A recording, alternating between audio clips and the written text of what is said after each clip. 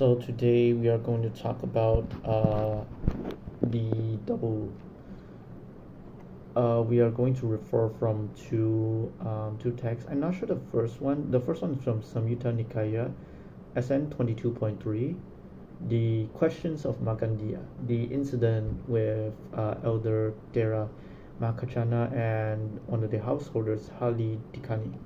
And the second one is from Vassakara Sutta,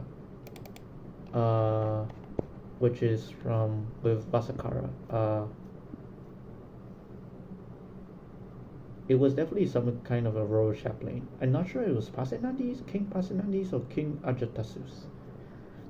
It's definitely one of the chaplains, right? Royal chaplains. And then what he discussed with Buddha. We will use these two texts as references.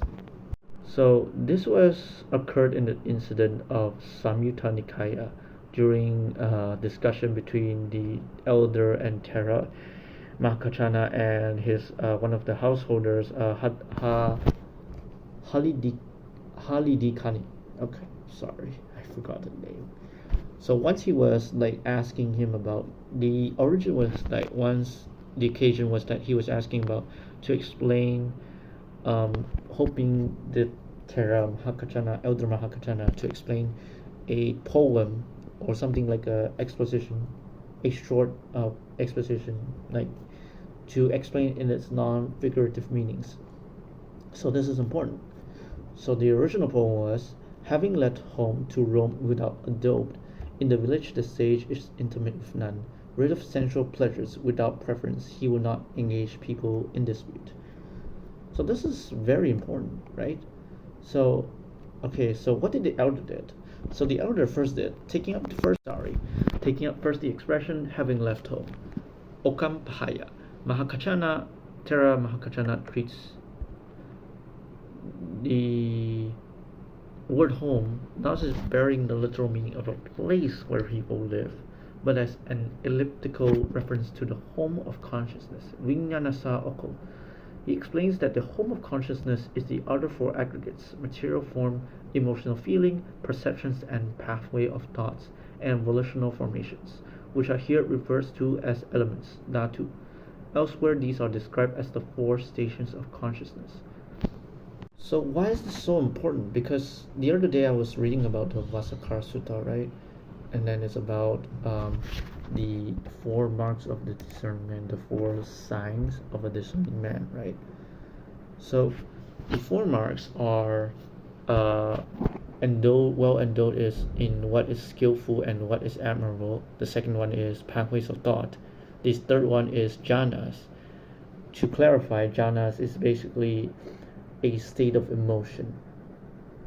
Now the origin I'm not sure, so I do not want to clarify it because I don't want to end up saying the wrong things, right? And then the finally is arhatship, right? Ending of affluence in the here and now, the body experiences. So this is important. So you can see these four marks. It's very similar to, what was it? Mental volitional formations, the first one, the first mark of a discerning man. Well endowed and mastery of the volitional formations, right? In what is skillful. Not actually exactly volitional formations, but like the close kinship to what is kusala or skillful or wholesome volitional formations. Perception, pathways of thought. He thinks what he wants to think, he wills what he wants to will, he resolves what he wants to resolve, and he's aware what he wants to aware. So this is the pathways of thought, right? The second one in the Vassakara Sutta. The third one was feeling, right? The feeling, emotional feeling of jhana, pleasant abidings in the here and now. And then finally, his material form, his suffused with whole body to experience the nibbana and the ending of affluence in the here and now, right? And then you look at the reverse context, and that is also like very important because material form is not everlasting and should not be directed at a self. For context, a self means okay, something like this. Let's say you have a money, let's say a ringgit, right? So a ringgit, if okay, I'm sorry if you guys feel like this is still even offend you, I'm not gonna care anymore, Like this is very minor. So if you die, right? Let's say you die peacefully. Okay, let's say the next life, right? Do you see, like, does those things carry with you, right? The money, the things, right? The flowers, the pianos, right? Do you bring them with you? Like, no, right? I haven't have enough like to look at the, if there's a past life or that one. Even if present life, let's say, if you believe in a past life or future life, and then you can't really bring them with you. Well, can you bring your maybe that one? I don't know. Maybe there was some like super normal feat. I cannot that one yet. Maybe if someday I manage to find this, I will tell you guys like update information. But at the very least, now we can say, okay, we can't bring them after our death. Like the Buddha was when he was still not a bodhisattva yet, but it's a very close at the last life before he was a bodhisattva. When he was the hermit Sumedha, before that very life, right? He said something. In 7 generations, the fathers and sons, not even any one of them can bring with them the next life even 1 gold coin. So that is important. So the first one is because material form is directed as not as self and is not everlasting, right? And it's bound to disappointment. Yes, that would be an easier way to say it. If it's a self, then it's always not bound to disappointment, but because it's bound to displeasure, despair, sorrow, lamentation, and disappointment, then it should not be a self, right? That you can feel pleasure, you can like feel like angry or upset, right? You can feel like, there's a body, right? There's like a body of hard, or like, what is it, like tough, like, what is it called? Sorry, I didn't know all the terminologies, forgive me for this. But like, the first mark of the discerning man is also used because you can see that material form is not a self and it's not lasting, right? And then the second one is that, okay, this one maybe you guys didn't have experienced this. I don't know. I do believe that the teachers have experienced this, but I can confidently say to you this because I also in some ways literally have experienced this. It's not a strong extent to like the teachers Mondays and Ayasmas, but I can confidently say this because when I was trying to like that one, I was trying to practice according to Vassakara Sutta. Like on one time, I think I was like the phone, right? And then I was like, okay, I always feel like when it's felt like putting phone in like my right pocket feels pleasing to me, and then on one occasion it suddenly doesn't feel pleasing to me anymore. So it's like very amazing because it was after I trained in the pathways of thought that I have this experience. Okay, so probably it's a one-off. It's not a constant experiment, but it's a good idea to like maybe there's a chance it could be experimented and it's actually the similar result. So, but this could be possible now because now the second marks of a discerning man is the mastery of the pathways of thought, but at the same time realization that feelings are not a self and it's not lasting. Now this is a little bit more difficult, I can get, because everything happening bad is happening. I can definitely understand. It's not easy to like be deep and meditative. I can see that, but it's something very deep, and I'm still working on it. Like I need to work so much as well, and not having done the homework. But it's definitely something I think is worth sharing. So the next one is the third mark of a discerning man, right? Is say that he can attain at will, without strain, without any difficulty, of the pathways of thought, right? The the pathways of thought was what I added, but I do believe it is what it says because it can only work when you have a perception of not a self and it's not lasting perception. So this is something very deep, right?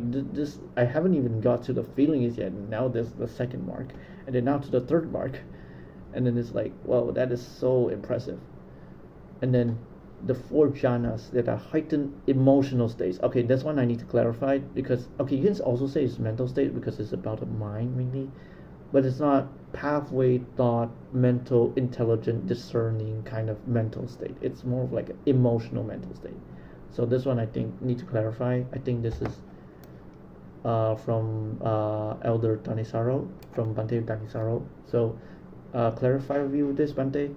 Is about this one is an emotional state, not mental state. If anyone hear this, please correct it, because I cannot correct it. Pleasant abidings in the here and now. So, and the final one, the final mark with the discerning man.